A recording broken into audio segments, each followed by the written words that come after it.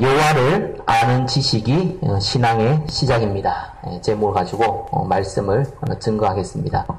모든 사람들은 영적인 문제 가지고 있습니다. 이것이 좀 빨리 드러나는 사람이 있고요. 늦게 드러나는 사람이 있습니다. 늦게 드러나는 사람일수록 영적 문제가 이렇게 속에 감추어져 있죠. 그래서 실제로 우리나라의 무속인이 30만 명이 넘습니다. 다 음지에 있습니다. 밖에 잘 안 돌아다녀서 우리가 잘 모르지. 실제 영적으로, 정신적으로, 아니면 이렇게 무속인처럼 문제가 온 사람들은요, 거의 다 음지에 있기 때문에 우리가 잘 만나지는 못할 뿐이지, 실제로 굉장히 많은 인원수를 차지합니다. 우리나라에 우울증이 대부분 많은 사람들이 있는데요, 약을 안 먹으면 안 될 정도의 사람이 한 17%라고 얘기하거든요. 그리고 우리나라, 만 해도 자살 시도한 사람이 한 1년에 15,000명 정도가 된다고 합니다. 시도한 사람이 아니고요. 자살로 죽은 사람이에요. 근데 미수에 그치거나 또 그 실종된 사람까지 포함하면은 3배가 넘는다고 하죠. 그거는 우리나라뿐만 아니라 전 세계도 마찬가지입니다. 어떤 문제에서는 다른 나라는 더 심하죠. 특별히 일본이나 이 대만 같은 경우는 한 가정에 한 명 이상 정신질환자가 있을 정도로 심각한 것이 사실입니다. 감추어져 있다가, 이런 문제가 감추어져 있다가 이제 어느 날 충격을 받으면 이제 드러납니다. 어떤 사람은요, 자살도 하고, 또 어떤 사람들은 살인도 하고, 또 정신질환이 드러나기도 하고요. 타락도 하고, 막 이렇게 여러 가지 형태로 드러날 뿐이지만, 분명한 거는 이제 영적 문제가 드러나면은 이런 일이 벌어지죠. 최근에 이제 CNN 기자가 살인되는 장면이 생방송 중에 있었는데, 대부분 사람들은 정신 질환자다, 미친 사람이다, 이렇게 얘기합니다. 맞는 말이지만 구원받은 하나님의 성도는 그런 식으로만 보면 안 됩니다. 영적 문제가 드러나면요, 저런 짓을 저지르게 돼 있어요. 이게 감추어져 있다가 어느 날 드러나거든요. 그래서 하나님은 우리를 이 땅에 제사장으로 불렀습니다. 제사장은 죄를 용서해주는 역할을 하는 사람입니다. 죄는 예수님이 밖에 용서할 수 없잖아요. 그래서 그 죄 용서를 할 수 있는 중보자로 우리 만민 제사장으로 저와 여러분을 분명히 불렀습니다. 그래서 구원의 길을 열어주는 사람으로 분명히 불렀거든요. 우리는 단순하게 먹고 살기 위해서 노력하는 사람이 아니라 많은 사람들에게 하나님이 증거할 수 있는 그런 가치 있는 인생으로 부르셨습니다.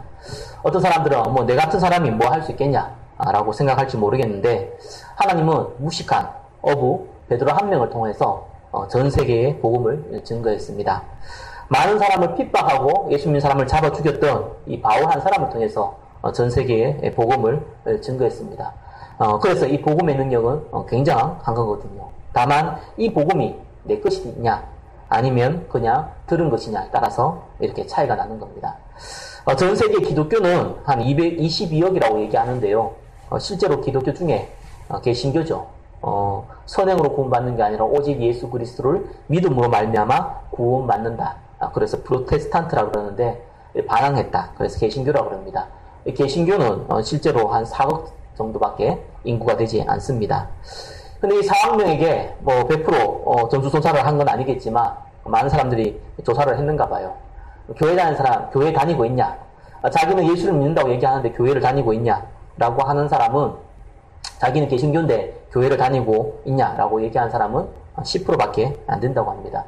그러면 한 4천만 명밖에 안 되는 것이죠.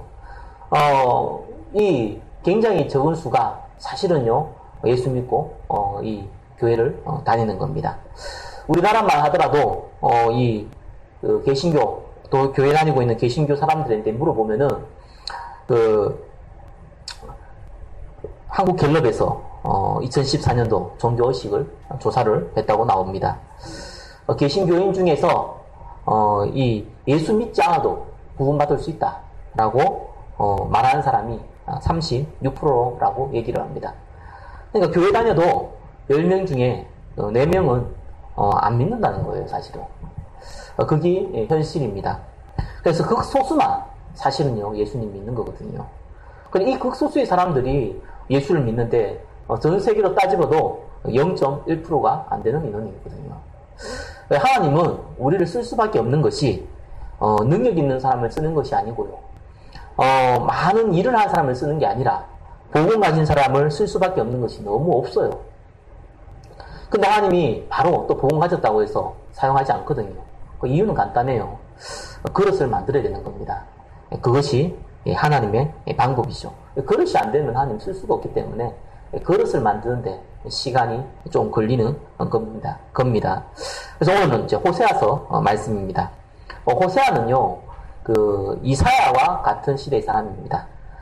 그래서 이게 아수르로 말미암아 북이스라엘이 망하기 전에 사람입니다.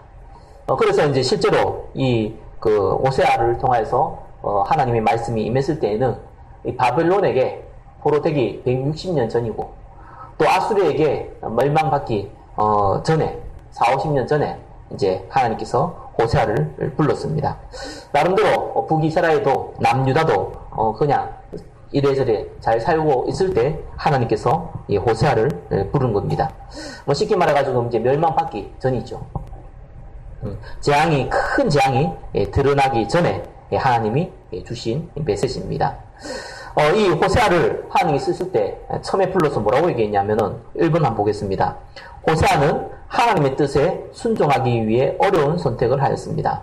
하나님께서 뭐라고 그랬냐면요. 1번에 음란한 여자를 아내로 맞이하라고 했습니다. 이제 호세아 1장 2절에 나오지요.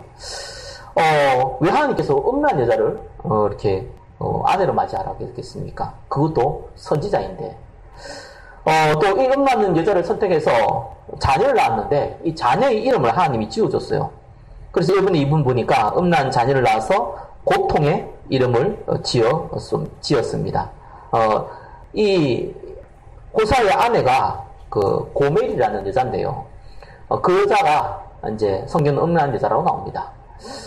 우리 표현하면은 창녀 이렇게 보면 됩니다. 그런데 이제 아이를 낳았는데 그 아이 첫 번째 아이가요 이스르엘이라 적었어요. 이스르엘은 뭐냐면요, 이 가장 악한 왕, 그 아합이 죽고 나서 여전히 이세벨과 또 아합의 아들과 아합의 손자가 이 북이스라엘을 다스리고 있을 때 하나님은 에후라는 인물을 통해 가지고요, 이 이세벨과 그의 신하, 그다음에 그 아들, 그 손자까지 다 죽입니다. 그걸 어디서 죽이냐? 이스르엘에서 이제 죽이거든요. 무슨 말이냐면은 완전히 이제 멸망받았다는 뜻이에요. 그 이름을 지었는데 이름이 멸망이에요, 멸망. 그래서 사람 이름을 짓는데 중요하지 않습니까? 이름을 어떻게 멸망이라 짓습니까? 그래요. 1번에 2번은 보니까요, 음란 여자를 낳아서 고통 이름을 지었는데, 둘째는 딸을 낳았는데, 로루하마라고 지었어요. 로루하마는 국률이 없다는 뜻인 거예요. 그래서 하나님의 은혜가 없다는 뜻이에요. 이름을 그렇게 지었어요. 셋째는 또 아들을 낳았는데, 그 아들 이름이 로암입니다. 내 백성이 아니라는 거예요. 고아라는 거예요. 이렇게 하나님이 이름을 이렇게 지었어요. 또 1번에 3번 보니까요, 바람난 아내를 데려와서 다시 사랑하였습니다. 무슨 말이냐면, 아내가 바람까지 나와도 또 도망갔어요. 도망가면 잘 살면 되는데, 너무 어려운 가운데 있는 거예요. 그래서 하나님 호세아를 불러서, 도망간 너희 아내 데려와라. 재산을, 팔아서 그 아내를 데려오는 장면이, 이제 호세아서 3장에 나옵니다. 우리는 이렇게 생각하잖아요. 어떻게 하나님께서, 선지자에게, 하나님이 쓰시는 선지자에게 이러한 물이 되는 것을 요구할 수 있냐라고 생각할 수 있습니다. 이때는요, 예수님이 오시기 전에, 이 성경입니다. 부활시대죠. 그리고 하나님의 백성이 지금 죽느냐, 지금 사느냐, 그런 심각한 상황 속에서 호세아를 불렀는 거예요. 그래서 하나님은 이스라엘이 이렇게 영적으로 타락했다. 음란한 여자와 같고, 바람나고, 또 음란한 자녀들과 같다. 그렇지만 하나님은 이 이스라엘을 끝까지 사랑한다. 잠시 이 타락으로 말미암아, 하나님 떠난 것으로 말미암아, 우상 숭배로 말미암아 어려움을 당하지만 결국은 너희들이 회개하면은 너희를 다시 돌이키고 회복시키겠다. 이렇게 얘기를 한 겁니다. 그래서 하나님이 지금 이 호세아를 통해서 이스라엘의 영적인 상태, 영적인 상황을 얘기하고 있는 겁니다. 그러면서 성경을 또 완성하신 거거든요. 하나님은 이 호세아를 이렇게 어려움을 주면서까지 이 이스라엘을 살리려고 하는 그 마음을 성경을 통해서 그대로 전달한 겁니다. 아니, 이스라엘 사람들은 지금 잘 살고 있거든요. 지금 전쟁이 일어난 것도 아니고, 우리는 뭐 별 문제 없고, 그냥 직장 생활하고, 그냥 밥 먹고, 그냥 또 시집가고 장가가고 잘하고 있는데, 왜 하나님께서 이 이스라엘 백성에게 너희는 음란한 여자와 음란한 자녀와 같다라고 얘기했겠습니까? 이 지금 그냥 얘기가 아니라 영적인 상태를 얘기하는 거거든요. 하나님 믿는데 실제로 안 믿어요. 지난주에 말씀한 것 같이 정말 하나님 앞에 응답받으려면요, 우리는 반드시요 중요한 선택들을 해야 됩니다. 또 중요한 결정들을 해야 되거든요. 뭘 선택하냐, 이게 우리 신앙생활에서 굉장히 중요한 부분입니다. 신앙생활 첫 번째 시작하는 거는요, 누가 뭐래도요, 일단 알아야 돼요. 그리고 모르면은 하나님 앞에 쓰임받기 힘듭니다. 우리는 성경 다 알 수 없잖아요. 그죠? 사실은 성경의 지식 가운데서도, 세상의 지식 가운데서도, 몰라도 되는 것도 많이 있고요. 알면은 좋은 것도 많이 있어요. 또 알면 또 살아가는 데 인생에 많은 도움이 되는 것도 있고, 우리의 지극과 관련된 것도 있습니다. 그런데 반드시 알아야 될 지식이 있거든요. 성경은 그걸 얘기하는 겁니다.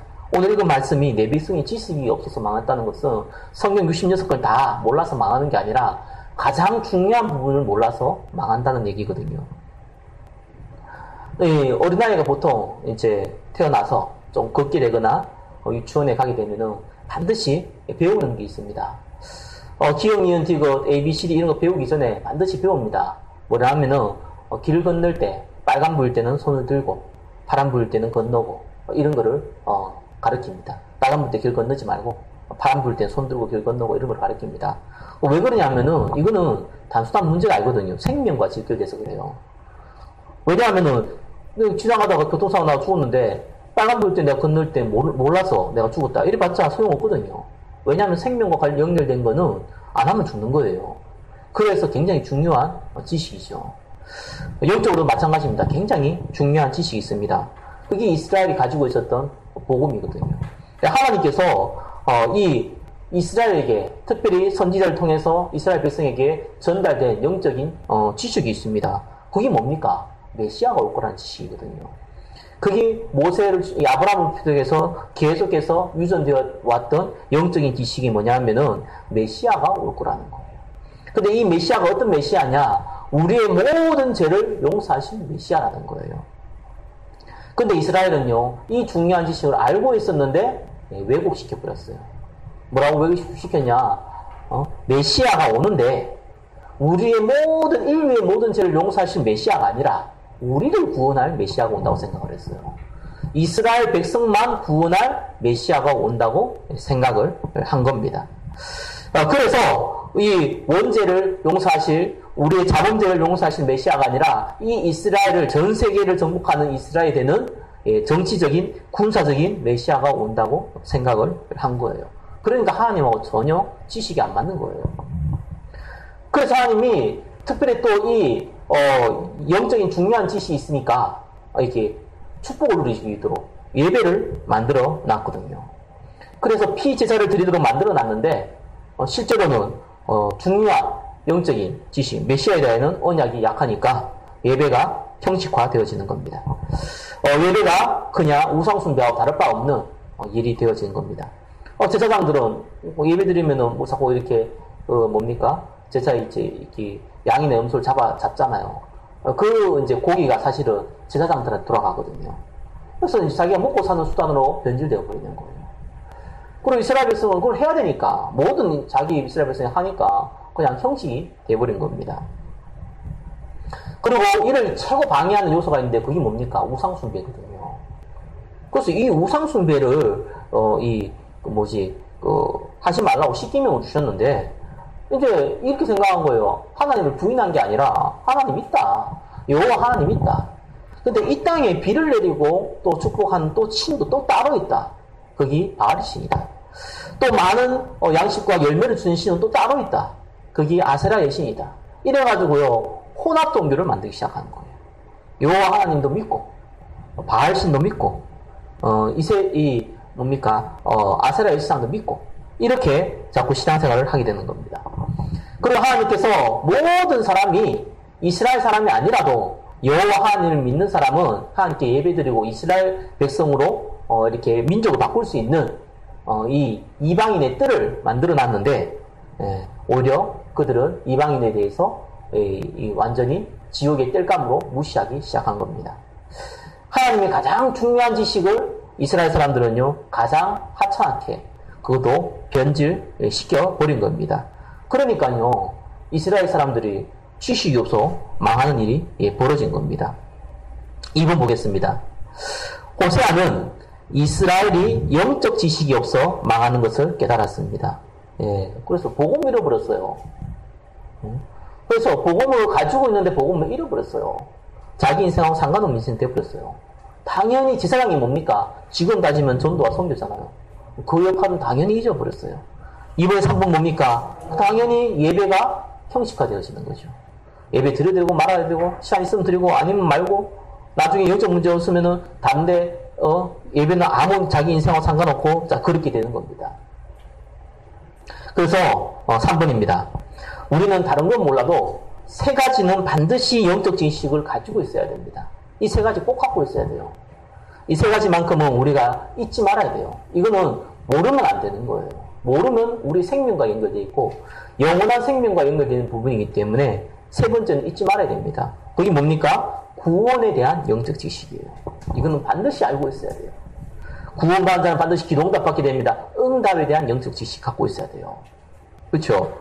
근데 우리가 살아가는데 마찬가지로 구원받은 하나님의 성도도 문제, 사건 많이 벌어집니다. 문제에 대한 영적 지식 가지고 있어야 됩니다. 그래서 요한복음 1장 12절, 요한복음 15장 7절, 창세기 45장 5절 정도는 딱 마음에 담고 있어야 돼요. 구원에 대한 영적 지식이 뭡니까? 영접하는 자, 곧 그 이름을 믿는 자는 하나님의 자녀가 되는 권세를 주셨습니다. 오직 예수 외에는 구원할 자가 없어요. 선행과 노력은 조금도 들어가지 않습니다. 그게 구원에 대한 지식이거든요. 이 간단한 지식인데요. 얼마나 지금 왜곡되어져 있냐면은 어떻게 예수만 믿어서 구원받냐는 거예요. 그렇게 쉬워서 되냐는 거예요. 그럼 저 나쁜 놈은 저 나쁜 짓 다 하고 나서 예수 믿고 그럼 구원받으면 되냐는 거예요. 이렇게 왜곡되어져 버렸습니다. 실제로 예수 믿는 사람들 좀 전에 얘기했지 않습니까? 10명 중에 4명은요. 예수만 믿어서 구원받는 거라고 생각하지 않는다고 생각하잖아요. 교회 다니는 사람이요. 이렇게 구원에 대한 영적 지식이 왜곡되어져 버린 겁니다. 어떤 사람은 말씀 같은 장난까지 쳐요. 마태복음 7장 21절에 나와 있거든요. 나더러 주여 주여 하는 자마다 천국에 갈 것이 아니고 다만 하늘에 계신 아버지의 뜻대로 행하는 자라야 들어가리라. 야, 이거 맞는 말인데 이걸 해석을 이상하게 해버렸어요. 주여 주여 하는 자마다. 이게 무슨 말입니까? 아니 우리가 교회 와가지고요. 아니 내가 저기 정치인들 보면은 선거철 되면은 교회 오잖아요. 선거철 되면 또 절간도 가거든요. 또 성당도 가요. 교회에 오면 예수님한테 주여 주여 하고, 저 절간 가면 부처님한테 주여 주여 하고, 저 성당 가면 마리아한테 주여 주여 하고, 그거 어디 가서도 할 수 있는 거예요. 그건 주여 주여거든요. 근데 이거 잘못 해석하면 어떡한 줄 압니까? 십자가 부활을 믿는 그런 사람 이렇게 얘기합니다. 그 말이 아닌데 주여 주여 하는 사람은 주여가 뭡니까? 하나님을 얘기하는 거 아니에요. 선생이에요, 선생. 언제든지 그렇게 얘기할 수 있단 말이에요. 그런데 하늘에 계신 내 아버지의 뜻대로 이것도 이상하게 해석했어요. 하늘에 계신 내 아버지의 뜻이 뭡니까? 성경에 분명히 요한복음 6장 40절에는 아버지가 보낸 자, 그 아들을 보고 믿는 자, 그것이 하나님 뜻이거든요. 예수 그리스도 믿는 게 하나님 뜻이에요. 그런데 이걸 어떻게 해석했냐? 착하고 선행하고 진실되게 사는 걸로 왜곡시켜버렸어요. 무슨 말이냐? 예수 믿는다고 해서 구원받는 게 아니라 진실되고 선행한 것도 동행돼야지 구원받는다 이렇게 해석을 해버렸어요. 그래서 정확하게 해석하면 이거거든요. 어디 가서 교회 가서 예수로 외친다고 구원받는 게 아니라 예수님이 십자가를 죽으시고 부활한 사실을 믿는 자야 구원받는다 이 말이거든요. 이래가지고 구원에 대한 지식을요 자꾸 왜곡시킵니다. 그래서 WCC 예전에 얘기했지 않습니까? 이 WCC가요 전 세계 교회 통합이거든요. 교회를 통합하는 거예요. WCC가 저번에 부산 백석구에서 열렸지 않습니까? 누가 왔냐? 모슬렘 사람도 오고요. 저기 천주교 사람도 오고요. 저기 기독교도 오고요. 저기 이 뭡니까 이 무속인들도 오고요. 와가지고 다 손잡는 거예요. 우리가 다 목적은 같지 않느냐? 우리가 다 목적은 선하게 사는 거 아니냐? 우리가 전부 다 하나가 되자. 이런 잡힌 게 WCC예요. 거기에 앞장선 사람이요. 예? 많은 개신교의 중요한 지도자들이 그렇게 앞장서 있어요. 말이 됩니까? 예, 구원에 대한 영적 지식이 틀렸어요. 오직 예수로 구원받는 거 아니라고 얘기합니다. 이렇게 돼버린 거예요. 여기에서 어긋나 버렸거든요. 그러면은 본인도 구원 못 받지만 그 밑에 있는 많은 성도들이요. 당연히 지옥 가는 거 당연한 거예요. 두 번째요. 자, 구원에 대한 영적 지식이 있어도요. 두 번째, 응답에 대한 영적 지식이 있어야 돼요. 많은 사람들이 기도응답이 뭐냐? 육신적인 응답을 받는 것이 기도응답이라고 생각합니다. 내가 신앙생활 잘 하다 보면은, 돈도 많이 벌고, 우리 집도 화목하고, 만사가 형통해지고, 이 기복주의 신앙을 받는 거 보고, 기복주의 신앙같이 응답 받는 거 보고, 기도응답이라고 생각합니다. 아니면 정신적으로 어렵거나 영적으로 어려우면요, 카타르시스를 체험해가지고 뭔가 신비한 것을 체험하는 걸 보고 기도응답이라 생각합니다. 예, 물론 성경에는 그런 부분도 있습니다. 그래서 성경에서 말하는 기도응답은 그 응답이 아니거든요. 왜 예수님이 십자가에 죽으시고 부활했냐는 거예요. 그래서 우리가 구원받고 우리가 은혜 받고 우리가 힘을 얻어서 다른 사람도 구원받고 다른 사람도 은혜 받을 수 있도록 증인되는 거 보고 우리는 기도응답이라고 얘기하는 겁니다. 예, 간단히 얘기하면요, 오직 전도와 선교죠. 예, 구원에 대한 그 영적 지식이 뭡니까? 오직 예수예요. 기도응답에 대한 영적 지식이 뭡니까? 오직 전도와 선교예요. 특별히 한국 땅에는요, 하나님이 지금 시간표 핍박의 시대가 아니거든요, 한국 땅은. 북한은 핍박의 시대인데요. 지금 남한 여기는 핍박의 시대가 아니에요. 그리고 전 세계적으로 복음 전할 수 있는 나라가 사실은 한국에는 지금으로서는 없어요. 중국은 많이 부흥되지만 사실은 많이 왜곡되어져 있어요. 공산당 사상이 깊이 깔렸기 때문에 사실상 선교사 파송하기 힘들어요. 지금 한국 외에는 복음 전하는 나라가 없단 말입니다. 그 말이 무슨 말이겠습니까? 하나님께서요, 반드시 시대적으로요, 어떤 시대는 핍박의 시대는 순교당하고 죽도록 만들어놔요. 그래야 복음이 증거되거든요. 또 어떻게 축복의 시대는요, 하나님께서 예수 믿는, 진짜 믿는 사람에게 세상이 알 수 없는 유일성 응답을 줘가지고 세계 정복하게 만들어요. 지금 그런 시대거든요. 그래서 여기에 집중하면 반드시 유일성 응답 오고 재창조 응답 옵니다. 그래야지 교회도 살리고 지역도 살리고 세계도 살릴 수 있기 때문에 하나님이 물질적인 축복도 줘요. 이 시대는 그런 축복 받아야 되는 시대예요. 이 시대는 정말 하나님 능력도 줘요. 그래야지만 세상 살릴 수 있거든요. 그래서 기도응답에 대해서 제대로 알아야 된다니까요. 그래서 너희가 내 안에 거하고 내 말이 너희 안에 거하면은 무엇이든지 원하는 대로 구하라. 우리의 인생의 목적이 전도와 선교라는 것을 내가 알고 그 다음에 내가 이걸 위해서 내가 기도할 때요, 하나님 주신 응답, 나머지는 다 더하시는 겁니다. 그게 기도응답이거든요. 세 번째는요, 문제에 대한 영적 지식이요. 대부분 성도들이요, 그 다음에 조금 나름 그런 신앙생활 한다는 성도들이 어디서 무너지느냐? 문제에 대해서 무너져 버려요. 문제가 오니까요, 흔들리기 시작하는 거예요. 그래서 착각하지 말라는 거예요. 불신자들은 문제는 고통의 통로입니다. 반드시 그렇게 되어 있어요. 또한 운명의 통로예요. 그러나 구원받은 하나님의 성도에 주어진 문제는요, 고통이 아니라 응답의 통로입니다. 그래서 창세기 45장 5절, 이 요셉이라는 인물이 만약에 애굽에 노예로 끌려가지 않았다면은, 감옥에 들어가지 않았다면은, 사실은 총리도 되어질 수 없을 뿐더러, 하나님의 이 언약이 이 이스라엘 백성을 통하여서 하나님이 이루고자 한 일을 이룰 수가 없거든요. 그래서 요셉에게 주신 문제는 결국은 하나님의 계획을 성취하는 통로가 된 거예요. 헬런 켈러 키운 앤 셀리반은 정신질환자였어요. 오랫동안 정신질환자에 있다가 하나님께 기도한 거예요. 낫게 해달라고.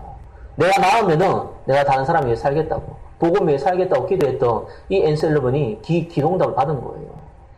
그래서 이 헬런 켈러를 만났는데, 이 헬런 켈러에게 물이라는 단어를 설명하기 위해서 7년이 걸렸다고 그러거든요. 단어 설명하기 위해서요. 그래서 결국 박사까지 만들어내잖아요. 헬런 켈러를 잡고 그 오랜 시간을 앤 셀리반이 할 수 있을 이유는 간단한 거예요. 자기가 정신질환을 가져봤거든요. 그래서 하나님의 계획을 발견한 거예요.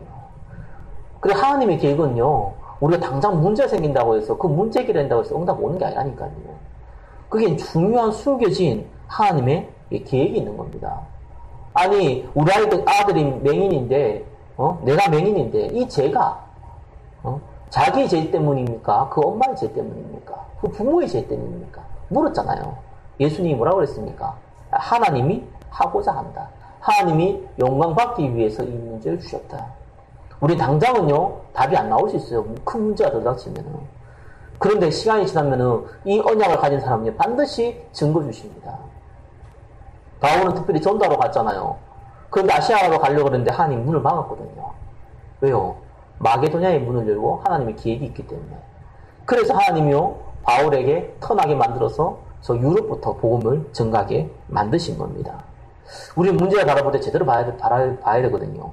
당장 우리가 문제 해결한다고 해서 그게 좋은 응답이라고 볼 수 없어요. 토마스 선교사는요, 우리나라 최초의 순교자입니다. 근데 이 토마스 선교사는요, 원래 중국 선교사였어요. 결혼을 해가지고 중국으로 건너간 27살의 청년이었단 말이에요. 이 젊은 청년이었단 말이에요. 그런데 아내가 임신을 했는데 이 선교사님이 잠깐 내륙에 들어가서 복음 전하고 돌아오는 사이에 아내가 죽었어요. 임신한 상태에서 죽었어요. 얼마큼 낙심되겠습니까? 그 오지 땅에 가서 선교하러 갔는데 자기 아내는 죽고 아이까지 죽었으니까요.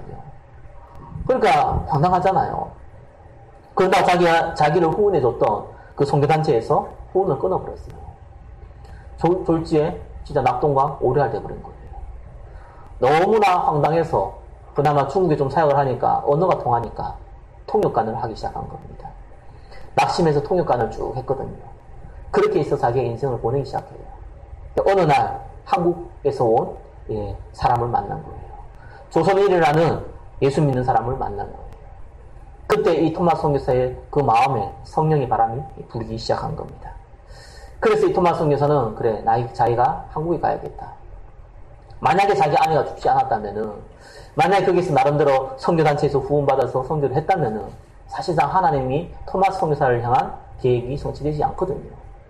그래서 이런 사람을 만들어 놓고요, 토마스 선교사에게 한국 땅, 이 조선 땅에 오게 만듭니다.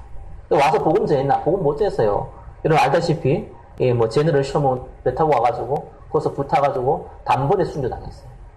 아무 사람에도 복음도 못 전하고 성경책 몇 권 들고 와가지고 성경책 던지고 순교당했습니다. 근데 이 사람을 죽인 목을 친 그 대장이 그 성경책을 받아보고 그 교회의 지금 같으면 장로가 되었어요. 그리고 그때 종이가 귀했잖아요. 벽지에 붙였는데 그 종이를 가지고 그 벽지에 종이를 읽고 어떤 사람이 목사가 됐어요. 하나님 역사는 신기한 거거든요. 그 사람은 아무것도 한 것도 없는데 그냥 복음 전하러 왔다가 그냥 피 뿌린 거 밖에 없는데 세상적으로 한번 보세요.